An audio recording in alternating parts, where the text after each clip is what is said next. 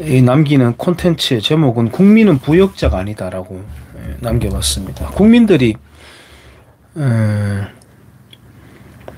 지금 뭐 연예인들은 오히려 조금 바뀌었습니다. 세대 교체가 좀 일어났고요. 뭐 아이유다 뭐 이런 애들이 이제 또 나와가지고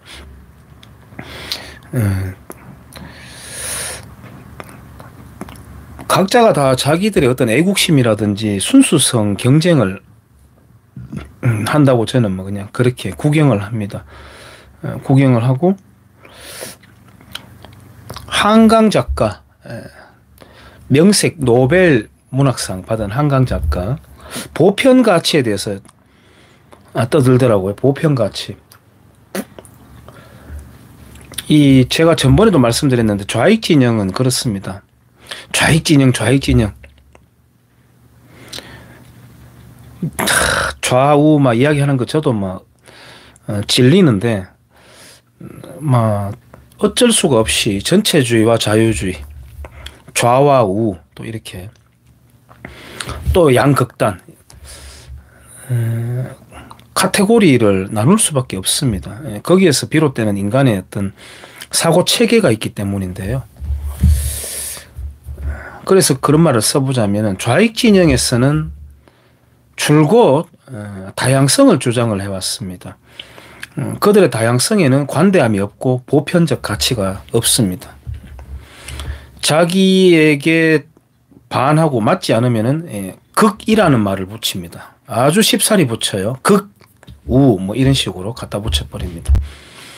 제가 며칠 전에 한국인들의 제사 문화라든지 소나무 한국인의 얼이 담겨 있다 이렇게 애국가 2절 가사에도 나오는 소나무, 한복, 한옥, 한식 이러한 문화의 어떤 영역에 대해서 만들어진 전통이죠.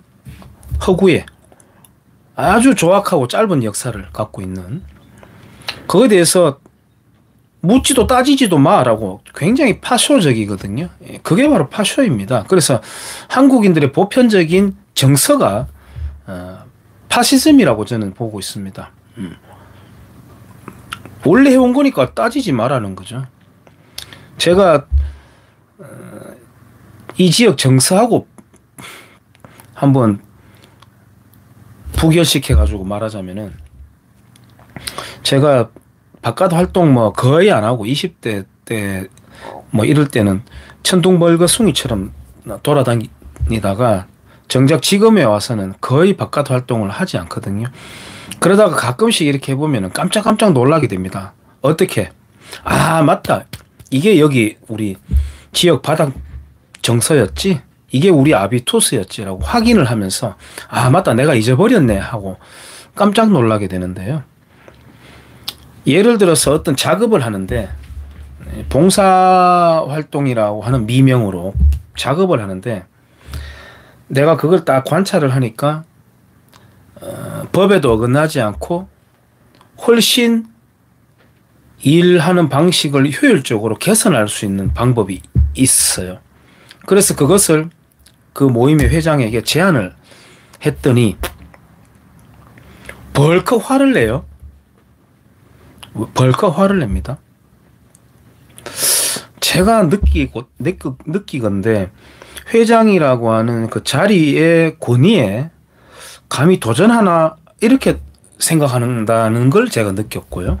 저의 생각입니다만은 그 다음에는 아니 안 바꿀 거야 라고 하는데 아, 왜 안 바꾸죠? 훨씬 좋은 방법인데요 하니까 여태까지 해왔으니까 이러거든요. 그게 이유입니다. 믿기지 않겠지만은 여태까지 해왔는 건데 그냥 이렇게 한다는 거죠. 회원들이 훨씬 더 손쉽게 할 수 있음에도 불구하고 거기서 제가 한 발 더 나가면 이제 충돌이 일어나니까 아, 그렇습니까? 예, 알겠습니다 하고 그냥 말았거든요. 야, 내가 너무 밖에 안 나가면서 많이 이격이 됐다 이런 생각을 해봤는데요. 한강이라고 하는 여자는 보편 가치를 떠들고 있습니다. 하지만은 그들은 페미니즘이라든지 인권관이라든지 경제관에 있어서 예를 들어서 초과이익 발생하면은 분배한다. 초과이익이 어느 정도 기준인지도 몰라요. 어쨌든 어떤 점을 만들겠죠. 초과이익이라고 하는 어떤 선을 만들겠죠. 초과이익을 공유를 하자고 주장을 할 것 같으면은 초과 손실이 일어났을 때에도 십시일반 객출을 해가지고 돈을 태워가지고 서로가 도와야 되겠죠. 근데 그렇지는 않잖아요. 북한 주민 인권에 대해서는 한마디도 떠들지 않잖아요. 심지어 저기 어느 나라에 있는지도 모르는 삐쩍 말랐는 흑인 아이 데리고 나와가지고 돈 달라고 앵벌이 코스프레 떠는 연예인들도 북한 주민 인권 이야기 안 합니다.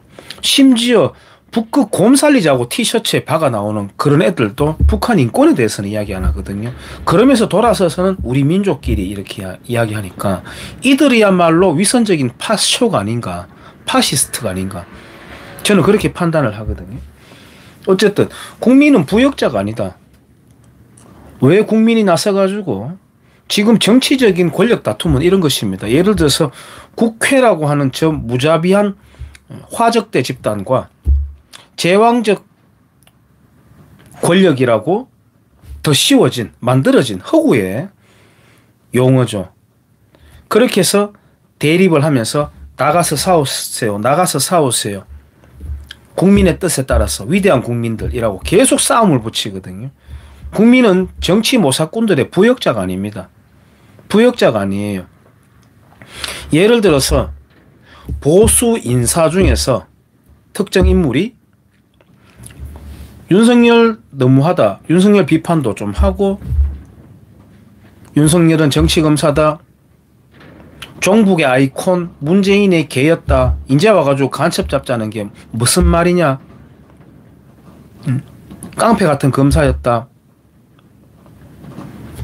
비판을 하죠.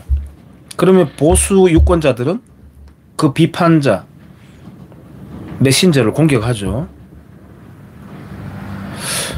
이재명에 대해서 마치 두둔하는 듯한, 아니 그게 아니라 법치의 기준에 대해서 공정한 판결이 필요하다라고 말을 하니까 두둔하는 것 같다고 여기고, 이재명 지지자들은 아이고 선생님 고맙습니다 이렇게 하거든요.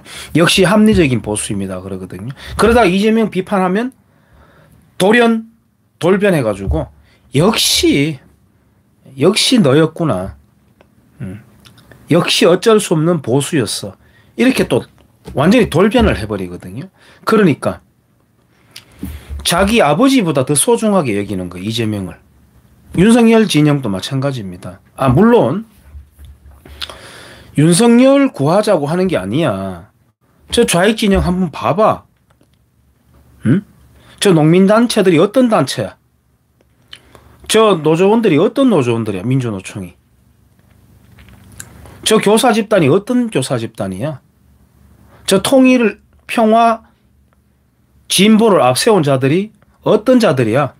사회 대개혁이라고 하면서 사회주의가 답이라고 주장하는 자들 아니야? 예, 맞습니다. 다 저도 알고 있습니다. 예, 다 알고 있습니다. 반대한민국 세력들이죠. 대한민국은 어떤 나라입니까? 그들도 애국자라고 이야기하거든요. 대한민국은 인정을 하든 않든 이승만이라고 하는 인물이 서구형 자유민주주의 체제를 앙카한 나라입니다. 다시 말해서 이승만을 부정하는 겁니다. 북한에서 1990년대까지 아주 맹렬하게 이승만 타도를 가르쳤거든요. 외쳤습니다. 아이들에게부터. 미제국주의자들의 앞잡이, 괴뢰다라고 가르쳤습니다. 바로 얼마 전까지도, 지금도 가르치고 있겠죠. 그것에 모티브한 것이 바로 남한의 좌익들이거든요. 아직까지 대이승만 투쟁을 하고 있는 거예요. 그러니까 그들의 나라는 이승만 체제의 대한민국이 아닌 겁니다. 그러니까 저 사람들은 반체제다, 반정부 투쟁 아닙니다. 반체제 투쟁, 반대한민국 투쟁을 한다고 하면은 그 사람들은 거기서부터 벌써 인정을 안 하는 거죠. 네가 말하는 대한민국과 우리가 보는 대한민국은 달라라고. 아예 국가관이 다른 겁니다. 아예. 송복 교수가 통합은 누구와 어떻게 할 것인가라고 하는 예전에 책을 펴냈잖아요. 통합은 불가능합니다. 아니, 대한민국뿐만 아니라 지역 감정만 놓고 보더라도 우리 바로 이웃 나라 일본도 어마어마합니다. 어마어마합니다. 지역 감정 꼭 없어야 되나요? 저는 경쟁, 건강한 경쟁이 필요하다고 보는 거예요. 정치적인 경쟁도 마찬가지입니다. 실력 발휘를 해서 결과물을 내놓는 겁니다. 공산주의 체제는 지금까지 한 번도 결과물을 내놓은 적이 없는 실패한 이념 체계거든요. 그런데 계속해서 그야말로 공산당 선언에서 말하듯이 공산당 선언에서는 공산주의라고 하는 체제 이념을 유령이라고 조롱하지 마라 라는 뜻에서 유럽에 공산주의라고 하는 유령이 맴돈다라고 그렇게 서문을 시작을 하거든요. 어쨌든 한 번도 증명하지 못한 이념 체계를 계속해서 신봉을 하고 있습니다. 어떻게 통합합니까 이게? 통합 안 되는 거죠. 그 지지자들, 그들의 속살과 정책에 대해서 학습이 된 건지 막연한 팬덤인 건지는 모르겠으되, 또한 자기가 좋아하는 정치인이 탄압받고 있다라고 여겨지기 때문에 거기에 대한 반발심으로 부역을 하는 거죠. 부역을 하고 쫓아나오니까 반대편에는 불 끄자라고 하면서 또 쫓아나오는 겁니다. 대한민국이 산불이 나버린 거예요.